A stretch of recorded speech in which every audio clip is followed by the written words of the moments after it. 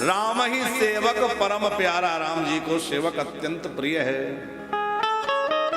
देवता सकुचा गए, भरत जी आगे बढ़ रहे हैं और भरत लाल जी जब श्री राम राम पुकार करके और सांस लेते हैं, राम राम कही ले ही उसासा।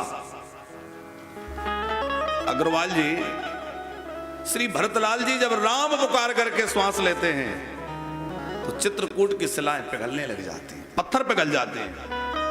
कोल भील किरात पहले तो भय खा रहे थे कि भरत जी आए हैं, कहीं ऐसा ना हो राम जी को लौटा ले जाएं। लेकिन जब भरत जी का प्रेम देखा तो सब कहने लगे कि हम राम जी का वियोग सह लेंगे, अब चाहे जो हो पर राम जी को लौट जाना चाहिए।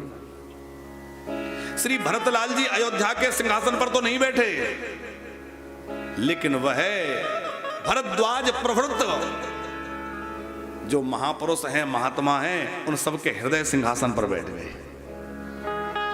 कोल भील किरातों के हृदय सिंहासन पर बैठ गए, देवताओं के हृदय सिंहासन पर बैठ गए। सब कोई कहने लगे हैं, सब विधि भरत सराहन जोगु, राम जी के सेवक जो भरत हैं सब विधि सराहन के योग्य हैं। अयोध्या के सिंहासन पर तो नहीं बैठे, पर माताओं के, गुरुजनों के, प्रजा के, कोल भील किरातों के सबके हृदय सिंहासन पर भरत जी का राज्य हो गया। सबके हृदय में भरत जी विराजमान हो गए। धन्य हैं भरत, धन्य है, सब कोई कह रहे हैं। और जब भरत जी चल रहे हैं तो उनके चलने में थोड़ा तीव्रता है, व्याकुलता है ना कि जल्दी पहुंच जाएं। तो जल्दी जल्दी चलते हैं तो उनके पैरों में छाले पड़ गए। गोस्वामी जी ने गजब की उपमा दी है,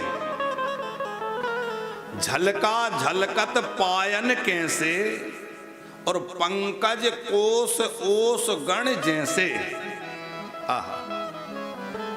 बोले जैसे पंकज माने कमल, कमल की कर्णिका में, उसकी पंखुड़ियों में ओस के कण जैसे चमकते हैं, वैसे ही श्री भरतलाल जी का जो वर्ण है वह तो नील वर्ण है राम जी की तरह। उनके चरणों के तलवे लाल लाल हैं और उनमें जो फपोले पड़ गए हैं, छाले पड़ गए हैं, उनमें पानी भरा हुआ है। तो वो फपोले ऐसे लग रहे हैं मानो कमल के ऊपर पानी की बूंदें पड़ी हुई। अब अग्रवाल जी विचार करने की एक बात है कि आखिर भरत जी के चरणों में फोले कैसे आ गए, छाले कैसे पड़ गए। आप कहेंगे नंगे पैर जा रहे हैं इसलिए, नहीं। जब भरत जी चले तो राम जी ने कहा था कि हे बन के मार्ग, कोई भी कांटा चुभना हो तो मेरे पैर में चुभ जाना, पर कोई भी कांटा मेरे प्राण प्यारे भरत के पैर में मत चुभ जाना। क्यों? बोले मार्ग ने पूछा, पृथ्वी ने पूछा कि क्या भरत इतने सुकुमार हैं कि वो कांटों को चुभन को सह नहीं पाएंगे? तो राम जी ने कहा कि नहीं, मेरा भरत इतना सुकुमार नहीं है कि वो कांटे की चुभन को सह ना सके, लेकिन जैसे उसके पैर में कांटा चुभेगा तो वह व्याकुल हो जाएगा कि इस कांटों भरे रास्ते से मेरे राम जी निकले हैं, तो वह व्याकुल होकर के रुदन करने लग जाएगा।